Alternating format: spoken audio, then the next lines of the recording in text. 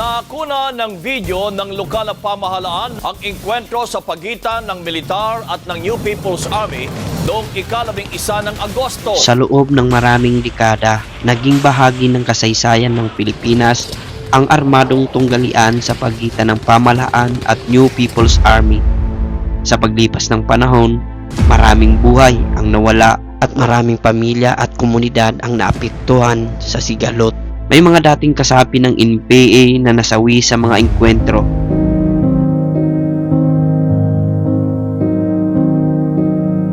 Masakit sa loob namin. Ang sabi na lang ng tropa, yun man kasi yung pinili nila, sir.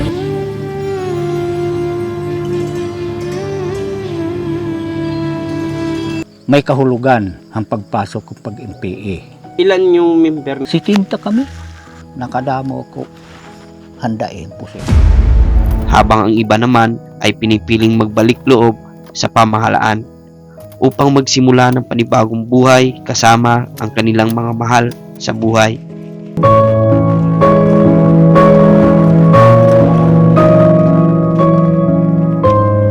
Sa isang liblib na barangay sa gitna ng kabundukan naninirahan ang ilang mga rebeldeng nagbalik loob sa gobyerno. Nakilala ko ang 75 taong gulang na si Tatay Antonio Batis, isa sa mga residenteng naninirahan dito sa maliit na barangay na ito. Dating membro ng NPA na ngayon ay nagbalik loob sa gobyerno. So atin pong sisilipin ang resort na kanilang naging isa sa mga hanap buhay dito na pagmamay-ari ng dating mga rebelde. Tinatawag nilang Jeep Diwa. Isang organisasyon na binubuo ng magsasaka na dating mga rebelde na nagbalik loob sa gobyerno. Kailangan po nating maglakad ng mahigit 5 minuto papunta rito sa kanilang resort. Masukal na rin yung dinadaanan natin. Nandito to dati sa areang to. Puno ito ng cottage, itong area. Mapapansin natin dito nung unang pinuntahan natin ito, nakatayo yung mga cottage dyan sa area yan. Ayan o. So yung natira na lang ito. Tao po, Mupay. Oh. Abri ko. Oh, ano aton?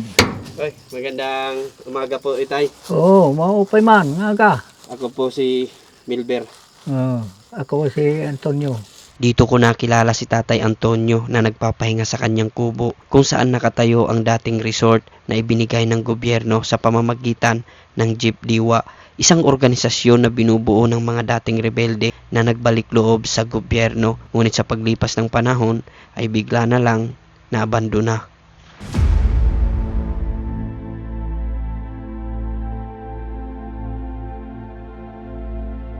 Ako si Antonio Batis, dating rebelde, nag-surrender ang gobyerno. Ilan yung member ng Jeep Diwa? Si Tinta kami. So, yung si Tinta, dating mga NPA yan. Dati ito. Ilang taong ka na po ngayon, Tay? Manubita size na ako. So, magna 96 years old ka na. Mm-mm. Anong taong ka nakapasok sa NPA? Ay, ano pa lang, nagsisitinta. May kahulugan ang pagpasok ko pag-NPA. Ngaran nga, kasi sugad hinasupak hambalaan. Amo ito dida ang kahulugan. Ang ngaran nga, nag-i-NPA. 20 years na nung nagbalik loob ka sa gobyerno. Bakit niyo po naisipang magbalik loob? Kay naiisipan ko, pagka maabutang kitahin, di malas, ta aton serbisyo, pag ngaran nga pagka-NPA, pagka mamatay ka, habukid, pareho ka lang idok, manamamatay, baya ka. Kaya di ganyan ito nga nakang kaangayan, na magsusugad kita, ito. Kinanglan natin, aludaydayan ta, ang atang panggobernuhan, mag-surrender. Ilan beses ka nang muntik ng mapahamak? Nagka-enkwentro ang mga sundalo din eh. Nakaduha. Kinakanto ko itong tanan kabukiran na kinakantuan. Nakadamo ko. Handain po siya. Makuri man nga nakan itong nga kaagi. Kaya kung magkamatay ka man wala ka man idohiton nga makakamatay. Waray ka man itong sildo. Regular na ha, kakurian ta akong ginagian.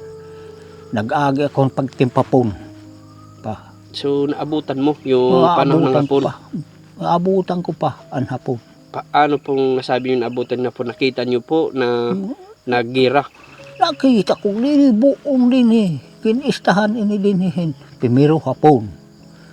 Nag-akoy din Kung mo natirok ang hapon din hambugos haro natirok na magtutdo ang hapon pa mag-eskwela ang kabataan nanhimo ang mga applyan, mga lingkuran, mga kalo, banig, basket, conforme nga material.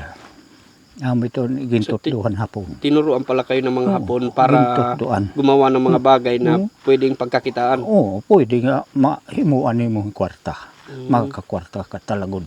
Mga kubo ini din lahat ito, madto dito. Kapit sa dalan. So, mga kubo ito lahat. Yung kubo yung natayo nyo noon? Ano yan? 6. Ito, yung swimming pool. Maraming pupunta dyan. Araw-araw dito. Minus lahat nagkinitos katao. 500 katao? Oo. Araw-araw? Araw-araw. So sayang yung swimming pool nyo. Nasayang. Titingnan po natin yung kanilang swimming pool dati na sobrang ganda. Ayan. Ito na po yung nangyari ngayon. Itong lugar na to ay sobrang ganda to dati. Kasi merong mga cottage dito na nakapalibot at walang mga masyadong damo. Talagang maintain ang lugar na to. So sa ngayon makikita po natin yung nangyari sa swimming pool na to. Ayan. Wala nang tubig at the same time marami na ring mga damong tumubo. Yung mga bahay kubo na nandito wala na rin. So ang tanging natirang alaala na lang itong swimming pool.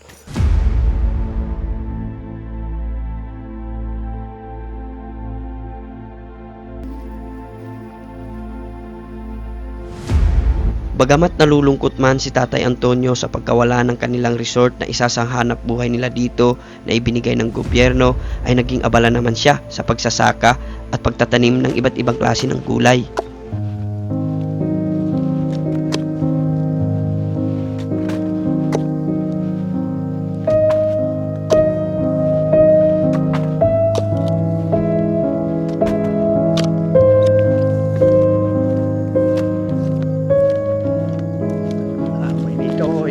Sinubukan kong buhatin yung binubuhat ni tatay.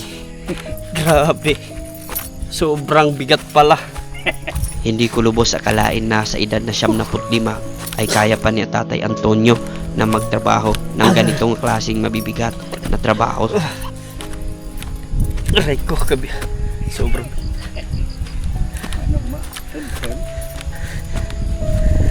sobrang bigat pala nung pinapasa ni tatay araw-araw. Aray ko.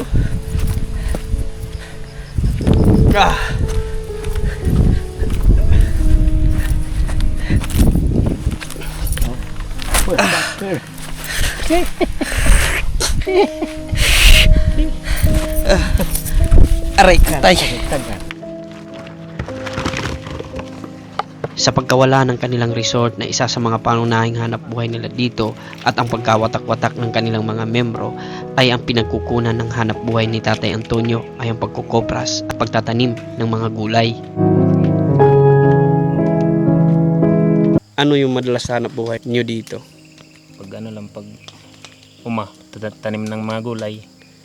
So halimbawa kapag walang mga gulay na harvest, Ganito yung ginagawa namin pag pag pwede nang kuprahin, kukupras na namin. Wala namang ibang hanap buhay dito kundi ito lang. Saka yung pagtatanim ng mga gulay. Pagkatapos ng ilang oras na pagtatrabaho ay agad naman siyang umuwi sa kanyang bahay kubo upang maghanda ng kanyang pagkain.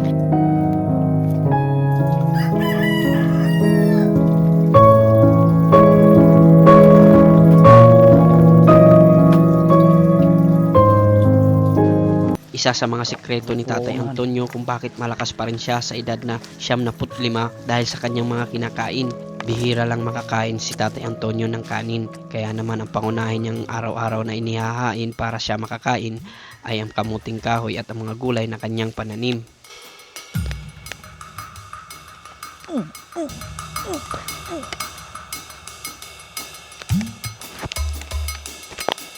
Bah, may bato. Tiga.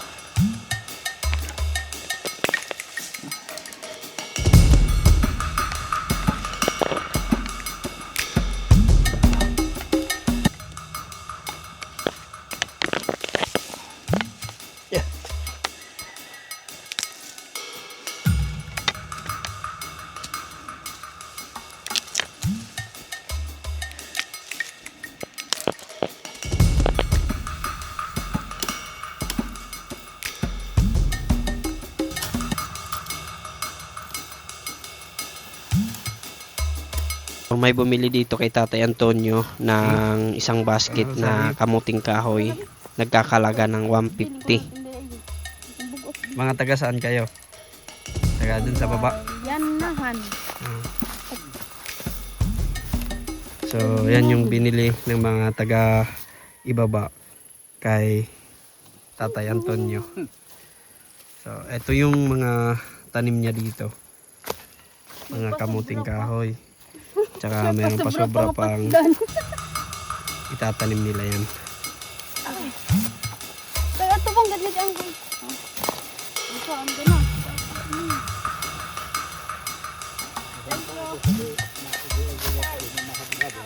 Nakaburbintahay Magkano yung binili nila? ay 150. At naman kita kayo papanit kita.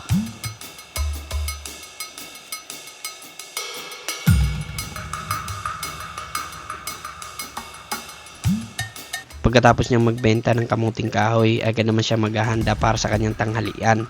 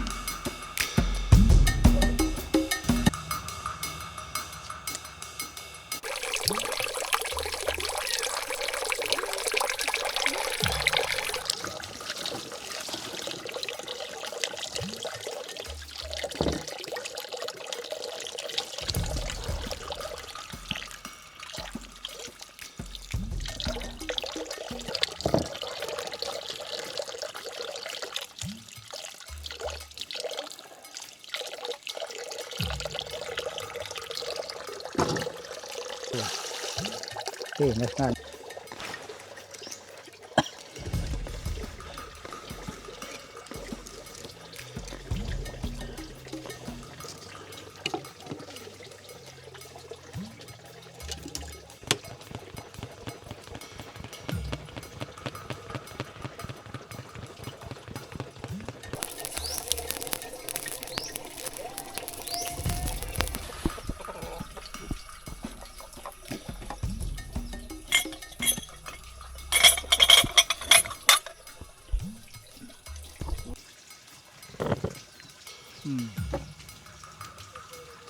So kaya malakas si tatay kasi yung pagkain nila dito ay kamuting kahoy at saka gulay.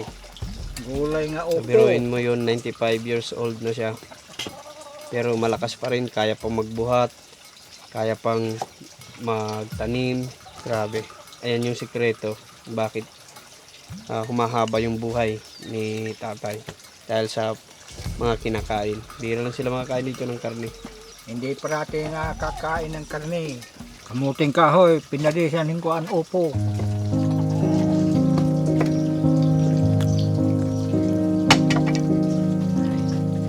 Ikwinento sa akin ni Tatay Antonio na siya yung nagikayat sa mga dating MPA na mag-surrender at magbalik loob sa gobyerno.